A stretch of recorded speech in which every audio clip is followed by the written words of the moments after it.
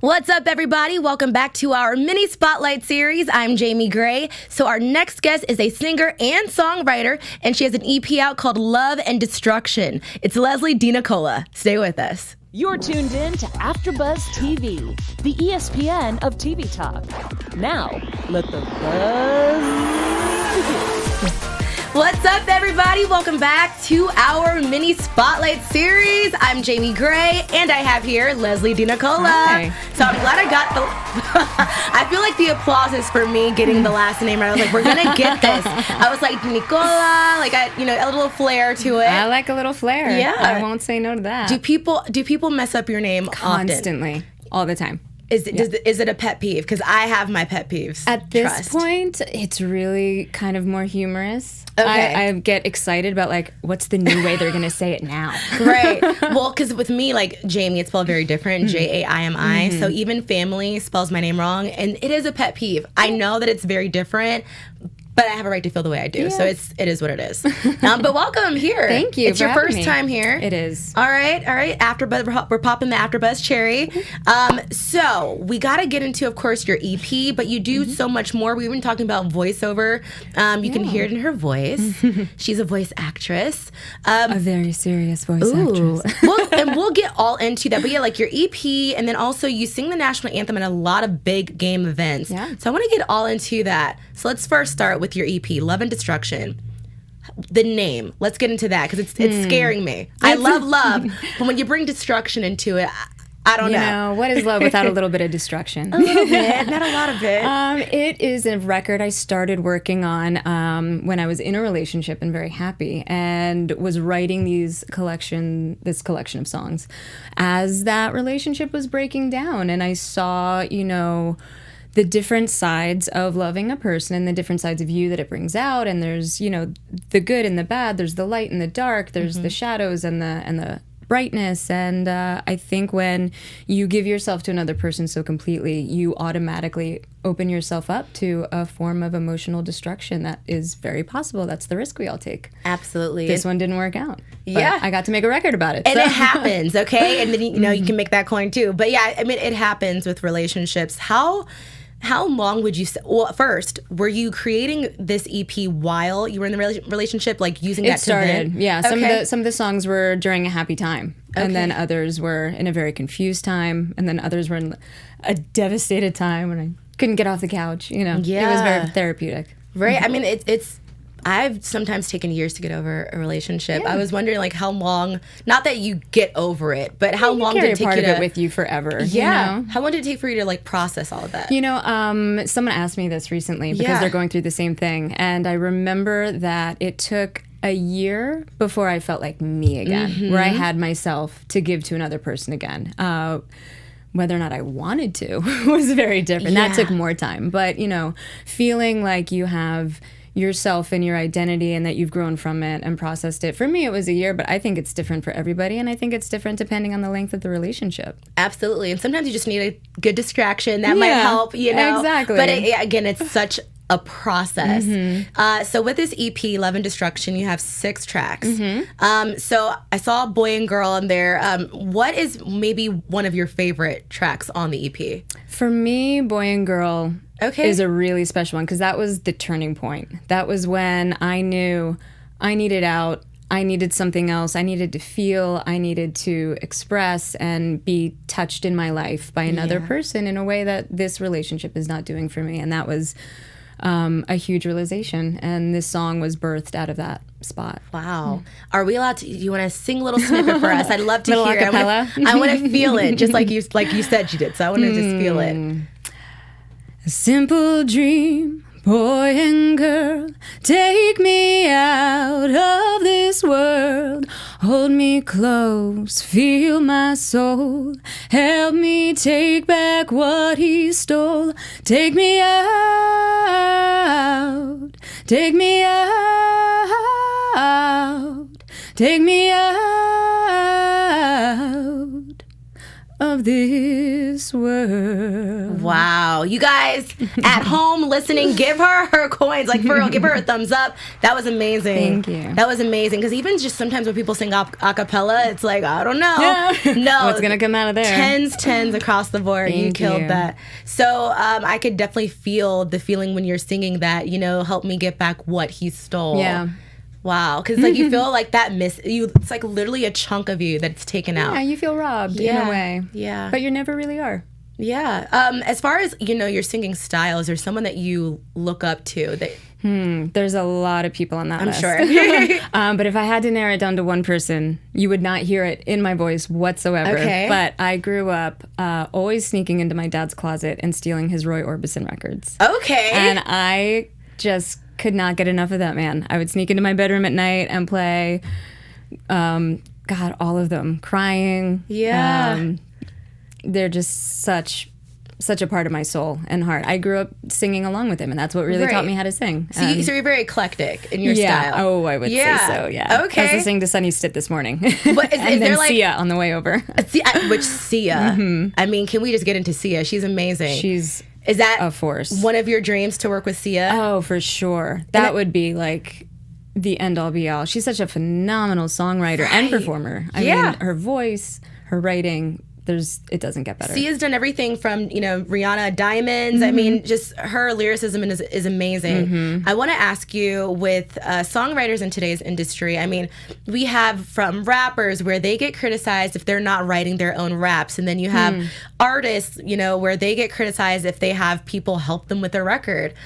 Do you think there's a difference between if it's, hip hop and rap versus actual singing like R&B and pop, where you should have help and not have help? I think art is art, and I think that there's nothing more beautiful than collaboration. So I think if everybody could just be honest about what goes on in these studios and in these rooms, it would be a better place. Because I know for myself, I can write a song top to bottom and love it, and maybe it's great, but the collaborations I've had the opportunity to have with other artists, when that clicks, that's like finding a love partner. That's like a relationship, and it's beautiful and it's incredible, and everybody's bringing their best pieces to it, and everyone's got a vision and is going for it together. And that's one of the most beautiful parts of creating art that I've experienced. I hope everyone gets to have that experience, and I think that we should be more open about talking about it.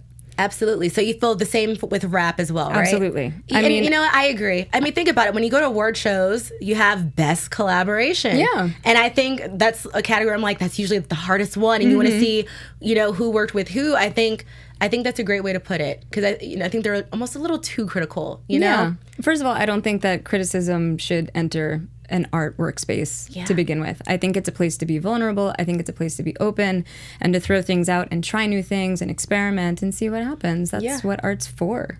Yeah. Okay. So as far as your art, not only do you have your EP, but you also sing the national anthem at many large games and events. First of all, how did you even get into that? Yeah, like how do you say sign me up? I want to sing the national anthem. Like, how does that happen? It happened for me in 2010. I was performing in New York City, and a woman happened to be at the show who worked for the Atlanta Braves. And she loved what she saw. She loved the music. She loved my voice. So she actually flew me and my band down to Atlanta to perform a show, but also to sing the national anthem for the Braves. Wow. And then it was almost like once I did that one game, a week later my phone rang. All of a sudden I was singing for the Mets, and then I was doing it for the New York Rangers, and then the New York Red Bulls. But a nice tradition that has stuck is that every single season I get to go down to Atlanta every summer and sing the anthem for the Braves, and it's just become kind of a thing. Yeah. That first game that I sang for them, they just so happened to be near the playoffs and won the game. And so they got superstitious. And so they actually started listening to my EP before every single baseball game that season. Oh my gosh. And they kept winning. And then I don't know what happened. They must have lost eventually. But but that's why they keep bringing me back. So it's kind of an amazing That's awesome amazing. Tradition. Consistency. If they're asking you to come back, like that in itself, that's all you need. It's just like, I'm booked. I'm busy. Okay. Okay. So of course the national anthem brings its own controversy, which it's crazy. It wasn't always like this, but I think when people started to look more into it as far as the climate that our country and our world is in, we kind of had to. Yeah. So with people who want to kneel during the national anthem, do you feel like it's necessary in today's age anymore, or maybe we should just start taking action? I think action is long overdue. Yeah. Honestly. For years now, especially with, Colin Kaepernick. And I know there's all this drama now with Jay-Z, who's teaming up with the NFL. Yeah, he's, teaming up with the NFL right now. And people are up in arms, but I think he made a great point. We can kneel all day long, but when are we going to take action? Exactly. We can have hashtags all day long, but when are we going to take action? We get it now. Now, what are we going to do? I could not agree more.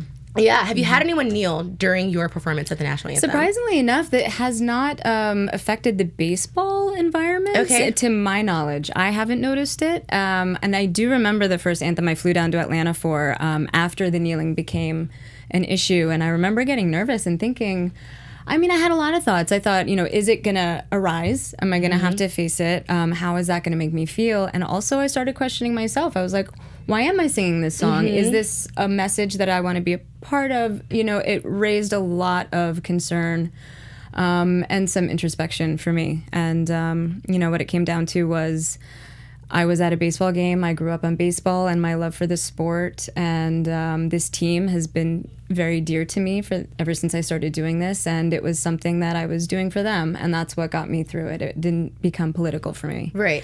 And that's where I had to keep it. And it's just a very interesting part of the sports environment right now. I'm very curious to see where it goes. I am too. And I think it's so important what you said, where you just have to make that decision, like, am I going to let this affect me? What decision am I going to make moving forward? So that's all you can do.